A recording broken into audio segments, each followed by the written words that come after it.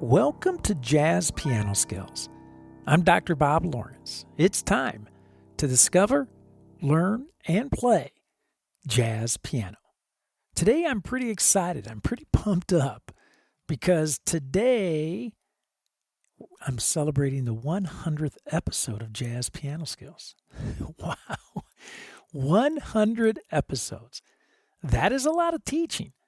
It's basically 100 hours of jazz piano education. In fact, this blows my mind too, that the 2-year anniversary of Jazz Piano Skills is quickly approaching next month. What started as a way to simply provide some additional educational help to my current jazz piano students at the Dallas School of Music has quickly evolved into a full-service educational jazz piano website. A website that hosts a weekly podcast production with now a global listening audience and educational podcast packets. Very thorough sequential and interactive courses, weekly online masterclasses, a private community, forums, and of course, educational support. So today I thought I would hit the pause button, so to speak, and take the time to reflect upon the various podcast episodes that have been published and how best to go about listening to them and studying their educational content. And I thought it would be nice to have some fun and do a little playing as well. So today you are going to discover how my jazz piano convictions govern my entire educational approach, from my podcast episode topics to my sequential jazz piano courses. You're going to learn how to successfully organize and approach studying the various podcast episodes that have been published to date. And you are going to play, or I should say I am going to play, a few songs from my recently launched Saturday Standards program. So as I always like to say, regardless of where you are in your jazz journey, a beginner, an intermediate player, an advanced player, or even if you consider yourself a seasoned and experienced professional, you will find this Jazz Piano Skills podcast, this 100th episode, to be very beneficial. But before we dig in, as I always like to do each and every week, I want to personally invite all new listeners, all of you folks that are new to Jazz Piano Skills, I want to personally invite you to become a Jazz Piano Skills member. Take a moment and visit JazzPianoSkills.com to learn more about the abundance of jazz educational resources, materials, and services that are available to help you become an accomplished jazz pianist. They are available for you to use. For example, the educational podcast packets that I mentioned earlier, the illustrations, the lead sheets, the play-alongs. They are available for every single weekly podcast episode that you have access to and you can download to use while studying and practicing. You also, as a Jazz Piano Skills member, have access to the sequential jazz piano curriculum. Now, this curriculum is loaded with comprehensive courses using a self-paced format, educational talks, interactive media, video demonstrations, play-alongs, and so much more. Also, as a Jazz Piano Skills member, you have a reserved seat in my online weekly masterclasses, which are in essence a 1-hour online lesson with me each and every week. And as a Jazz Piano Skills member, you also have access to the private Jazz Piano Skills community, a community that hosts a variety of engaging forums, podcast-specific forums, course-specific forums, and general jazz piano forums for you to enjoy. And last but certainly not least, as a Jazz Piano Skills member, you have unlimited private, personal, and professional educational support whenever and as often as you need it. Again, visit JazzPianoSkills.com to learn more about all of the educational opportunities that await you and how you can easily activate your membership. And there are several membership plans to choose from. If you have any questions, please reach out to me. Let me know. I'm always happy to spend some time with you, answer any questions that you may have, and help you in any way that I can. I also want to remind everyone to check out the Jazz Piano Skills blog, 100% free, whether you are a Jazz Piano Skills member or not. You can enjoy reading some additional insights regarding the Jazz Piano Skill of the Week. And you'll find the blog and all the blog posts in the menu bar that runs across the top of the page at jazzpianoskillspodcast.com. Or you can just simply scroll to the bottom of that page and you'll see the entire blog section. I take some time at the end of each week to jot down some final thoughts about the jazz piano skill explored in the weekly podcast, and hopefully at the same time provide you with some additional words of encouragement and inspiration as well. So be sure to check out my blog and let me know what you think. Your feedback, as always, is welcomed and very much appreciated. Okay, let's kick off this 100th episode. Let's discover, learn, and play jazz piano. So, approximately 2 years ago, I set out to help illuminate for my current students at the Dallas School of Music the correct path to follow in order to reach their goals of becoming accomplished jazz pianists. The reason the path needed to be illuminated was and is due to the fact that we all live in an age of information overload. And information overload has been caused due to the enormous popularity of a phenomenon called the internet. And I have to admit, on one hand, it's amazing that so much information is at our fingertips. And on the other hand, I am so incredibly thankful I did not have to try to navigate through all of this easily accessible information when I was learning how to play. And why? Because as you all know, not all of the information on the internet is guaranteed to be good information. Just simply due to the fact that everyone, and I mean everyone, can create a document, a video, or heck, even a podcast, and publish it on the internet for all to consume. And I think all of us would agree that this reality has caused some monumental problems, not only with regards to the study of jazz piano, but quite honestly, with just about every facet of our lives that we experience in our day-to-day living. But again, my vision for jazz piano skills has always been to just simply help you by illuminating the most efficient and effective way to approach the study of jazz piano. And within this goal of helping you successfully study jazz piano lies the most important question. In fact, this question is so important that every aspiring jazz pianist must successfully answer this question before setting out on their journey to discover, learn, and play jazz piano. And if you fail to answer this question successfully, the return on your investment, the time you spend chasing your goal, chasing your dream, will produce minimal results at best. And honestly, that's an optimistic prediction. So what is this crucial question? The question is this: what is jazz the study of? And think about it. If you want to study jazz, don't you think you should know what jazz is the study of? I certainly do.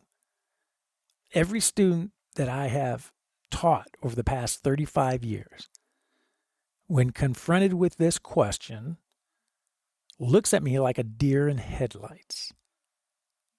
This is interesting, right? Because if you do not take the time to find the correct answer to this all-important question, your approach to studying and practicing jazz piano will be detrimentally skewed. In other words, you're doomed before you get started. And that is a big bummer. So what is the answer to this all-important question? What is jazz the study of? Well, the answer is this. Jazz is the study of shapes and sounds. And it is this reality that governs my entire educational approach, found at JazzPianoSkills and in my studio at the Dallas School of Music. Jazz is not, and listen to this, jazz is not the study of what I like to call dots and buttons. It is not looking at a piece of written music, sheet music, dots on a page, and then determining what button, what keys to push on the piano. And once you understand that jazz is shapes and sounds, then you have to find the answer to the second most important question. And that question is, what are the shapes and sounds of jazz? And that is the entire purpose, the entire goal of Jazz Piano Skills, to help you discover, learn, and play the shapes and sounds of jazz piano so you can develop into an accomplished jazz pianist. But before we take a look back at the previous 2 years of Jazz Piano Skills, 100 jazz piano podcast episodes, and 26 courses, I want to briefly go over the shapes and sounds of jazz because it is with this awareness that you begin to see that you will begin to understand my teaching approach, the method to my madness, if you will. To begin, our tuning system produces 12 notes. This is a finite number that produces finite possibilities. This only makes sense, right? Because infinite possibilities cannot be produced by something finite.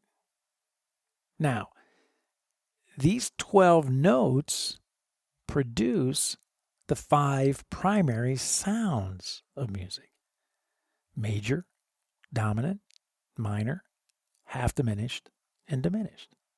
And that's it, period.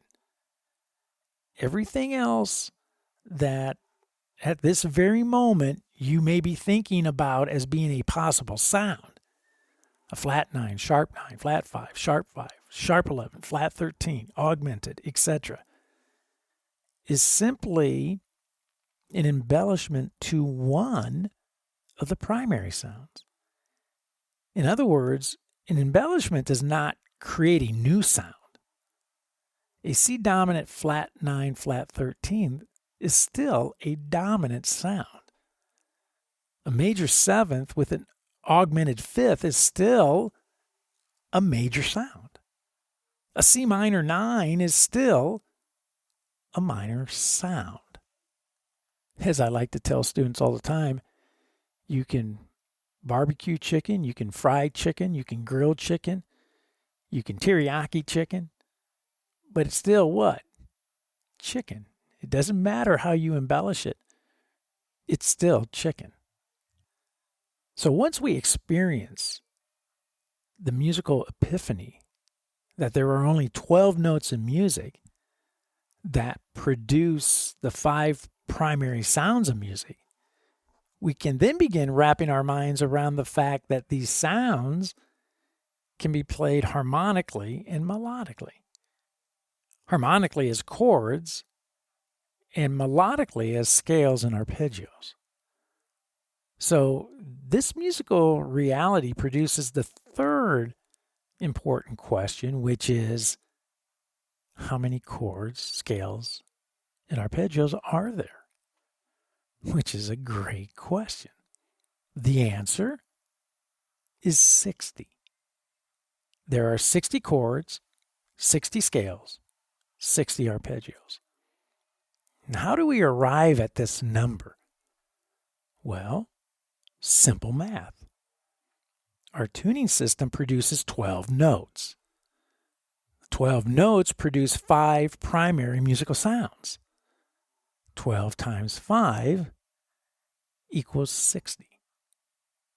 Now, another way of thinking about this is we have 12 major sounds, 12 dominant sounds, 12 minor sounds, 12 half diminished sounds, and 12 diminished sounds, all of which can be played harmonically as chords and played melodically as scales and arpeggios. Now, of course, some of you are thinking, wait a minute, Dr. Lawrence. There are a whole bunch more than 12 scales in music. What about the blues scale? What about the pentatonic scales? What about the symmetrical scales, like the whole half diminished and the half whole diminished scales? And I would respond, well, you are correct. There are a whole bunch of melodic patterns that are inappropriately labeled as scales that musicians use when playing. But my job as an educator, as a teacher, is to keep things very clean and very tidy for you, the student, right? Clean and tidy for you, the student, when you are trying to successfully discover, learn, and play jazz piano. Now, once we have a command of musical norms, we can begin to successfully tackle musical exceptions. Norms first, exceptions second. So establishing a clear and solid foundation is the very heart of my teaching philosophy. It is the heart of jazz piano skills. We have 12 notes, 5 sounds, 60 chords, scales, arpeggios.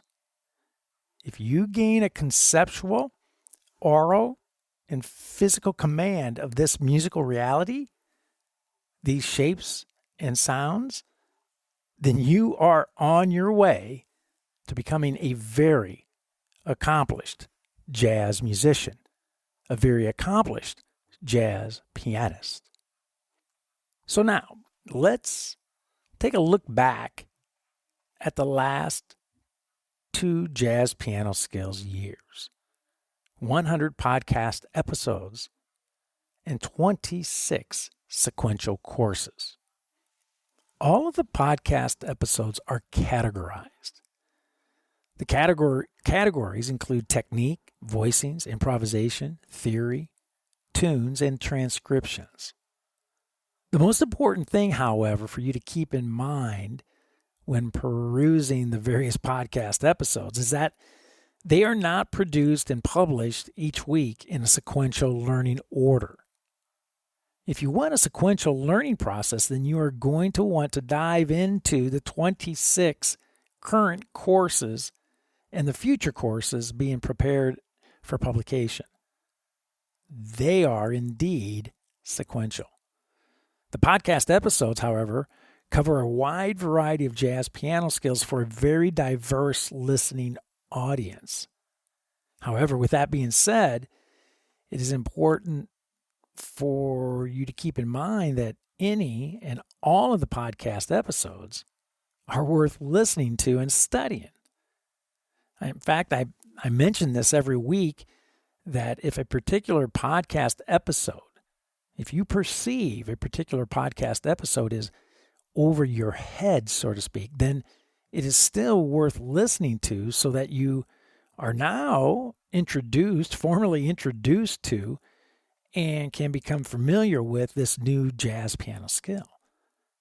Well, the opposite is also true, right? If a particular podcast topic or skill initially sounds as if it is just way too simple, too basic, too fundamental for you, then I would encourage you to listen anyway. I cannot begin to tell you how many times I have attended a seminar, a workshop, a clinic, presentation, where I went into it knowing that I already knew the material, and honestly thinking I actually know more about the subject matter knew more about the subject matter than the presenter did. And I walked away being blown away because a perspective or insight was shared that spawned new ideas and new directions for me to explore.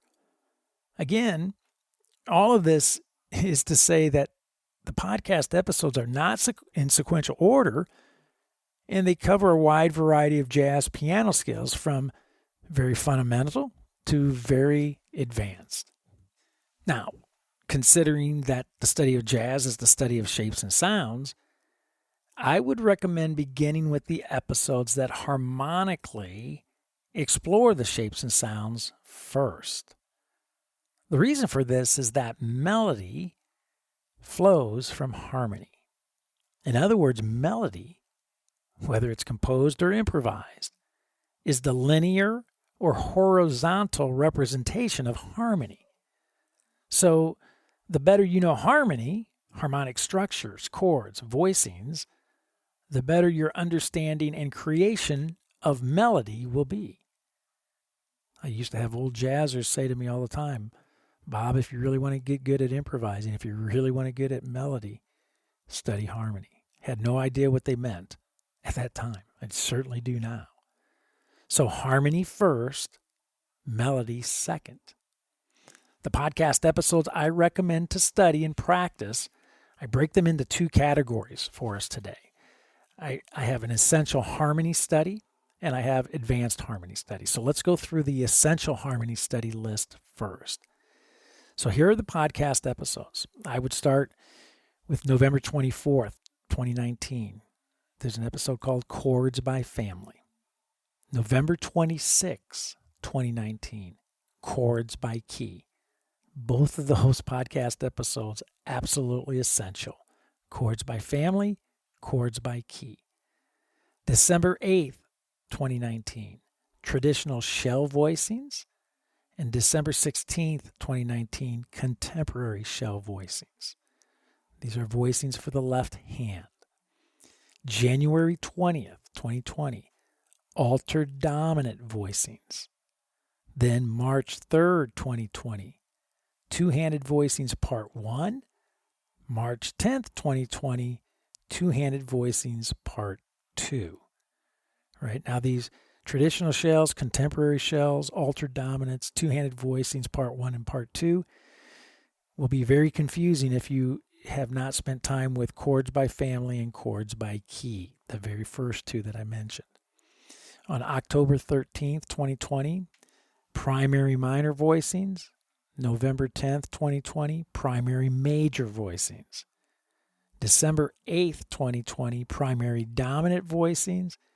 Then January 12th, 2021, Primary Half Diminished Voicings. And then February 9th, 2021, Primary Diminished Voicings.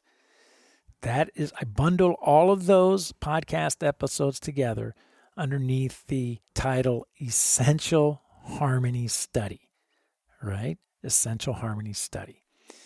Now, the advanced harmony study, once you feel you have a command, you've listened to and you've studied those podcast episodes, and you've utilized the podcast packets to help you gain a functional command of those skills, then you can start to turn your attention to what I call the advanced harmonic study or harmony study.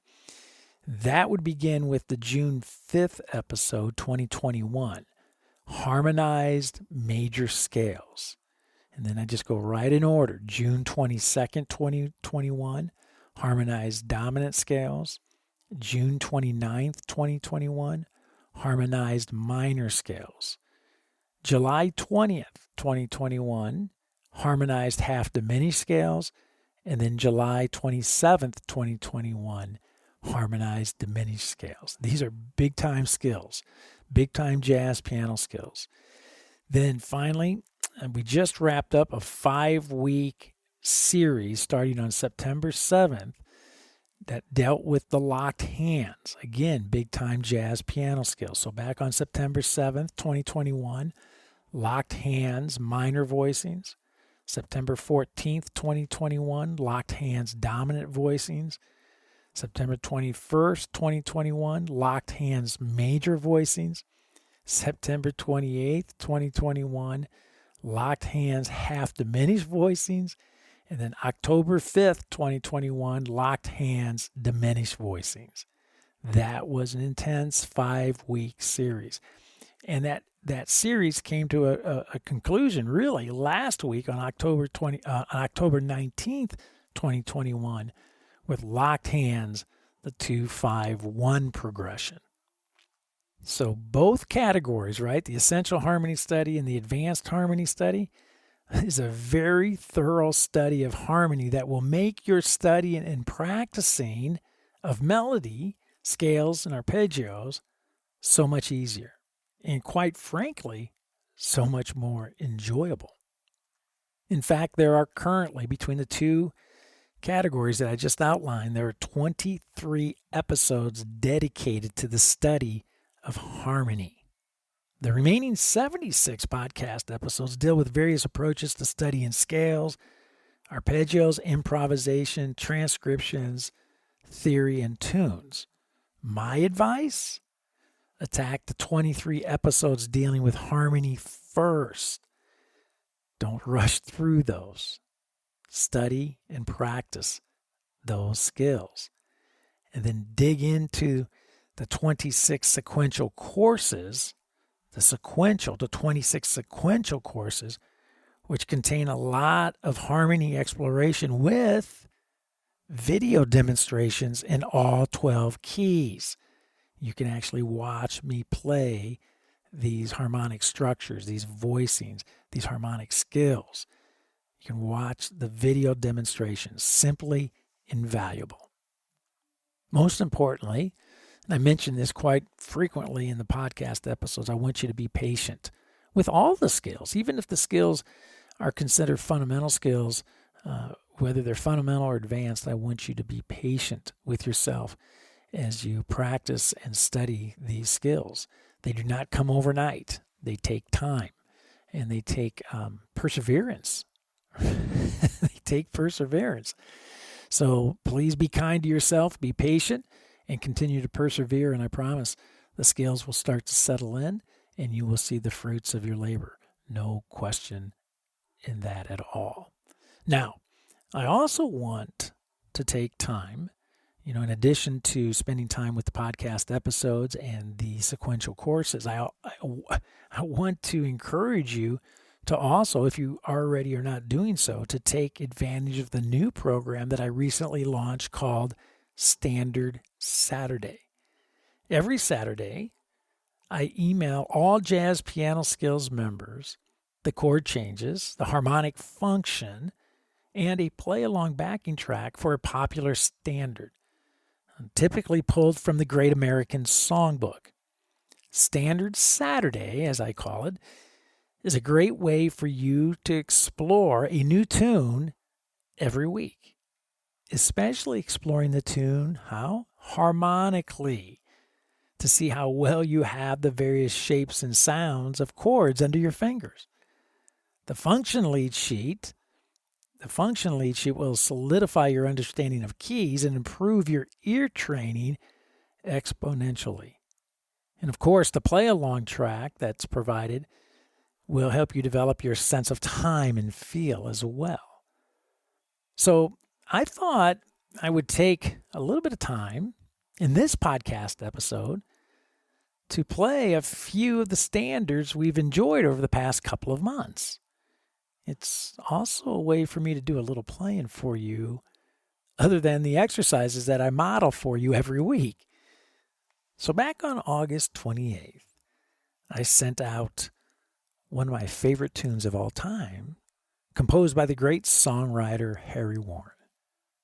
The song, There Will Never Be Another You. In fact, I played this tune for my wife Tamlin at our wedding. So what better tune to start with than this timeless classic? I'm going to bring in the ensemble, and I'm actually going to play, instead of a acoustic piano, I'm going to play my Fender Rhodes sound. I grew up in the 70s, so I have a fond love of this sound because, honestly, I grew up playing this, the Fender Rhodes piano on all the gigs that I used to play during that time. It was a beast to carry around, but it was a great sound, and it's still a great sound. So I want to bring the ensemble in, and I want to share with you a little bit of There Will Never Be Another You. So here we go. I hope you enjoy it.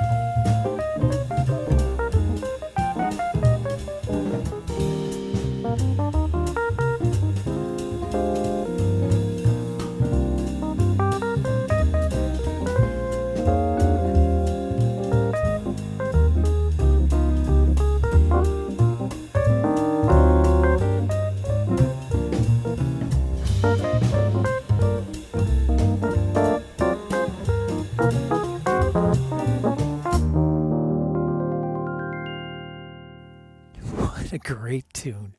So much fun to play. Great melody, great harmony, and fantastic lyrics. On Saturday, September 25th, I sent you all another great tune written by the amazing duo of Jimmy Van Heusen and Johnny Mercer. And once again, phenomenal chord changes, terrific melody, and yes, beautiful lyrics. I'm going to play a little solo piano on this classic. The tune, I Thought About You. So here we go. Let's have some fun.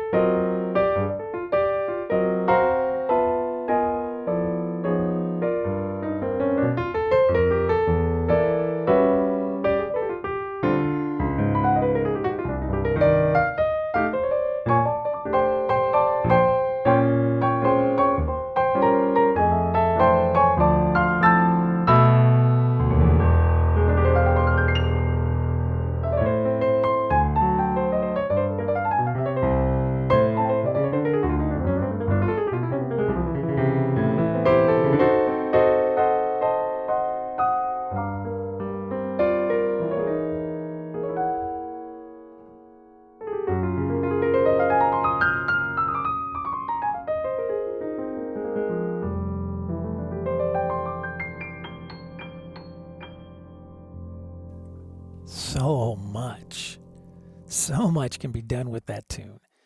It can be treated so many different ways, which of course is always one of the characteristics of a great tune. A week later, on October 2nd, I sent out one of the most requested tunes ever. And I'm not kidding. It is absolutely one of the most requested tunes ever. It seems like every time I play a gig, someone wants to hear Fly Me to the Moon. Made incredibly popular by Frank Sinatra and Count Basie with the amazing Quincy Jones arrangement. I am currently working with a student who is beginning to develop his solo piano skills with this tune, so I thought I would play a quick solo of this jazz classic as well. So here we go. Here's Fly Me to the Moon.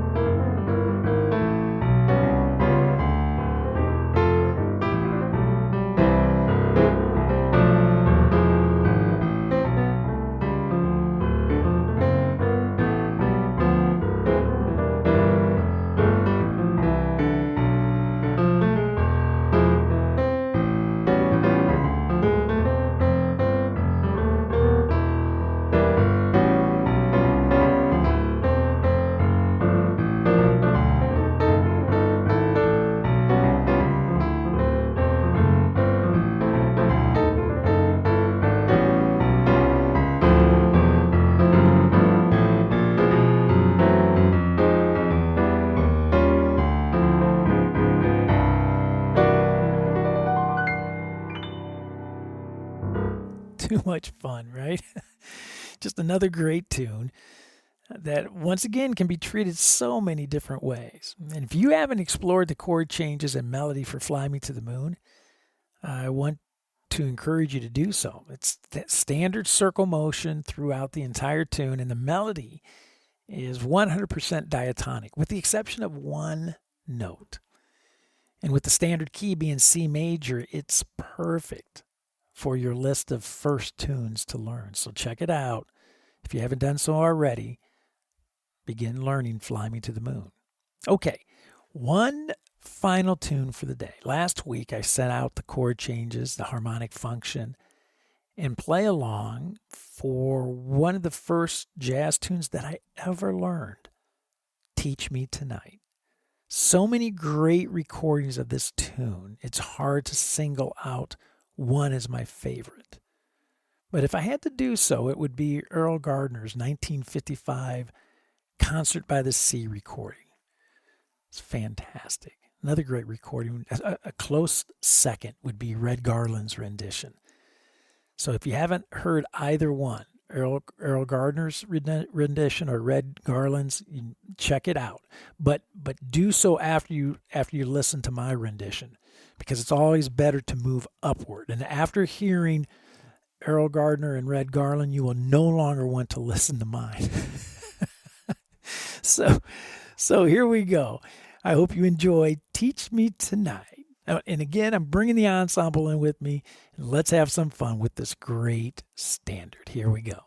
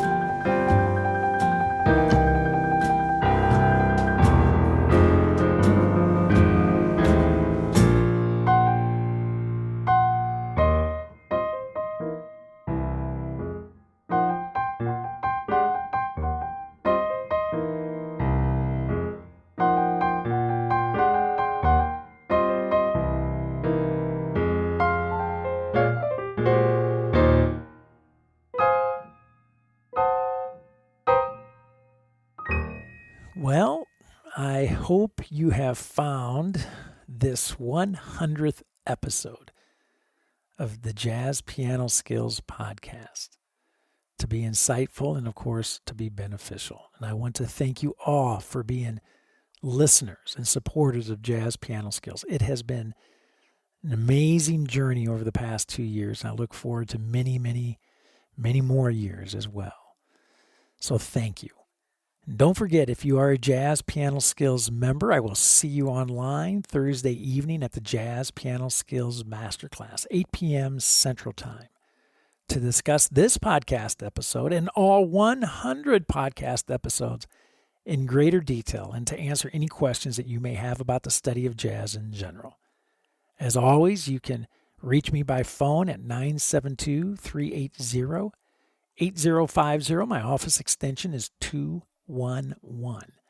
You can reach me by email, Dr. Lawrence, that's Dr. Lawrence, at jazzpianoskills.com, or by SpeakPipe, found throughout the Jazz Piano Skills website. Well, there is my cue. That's it for now.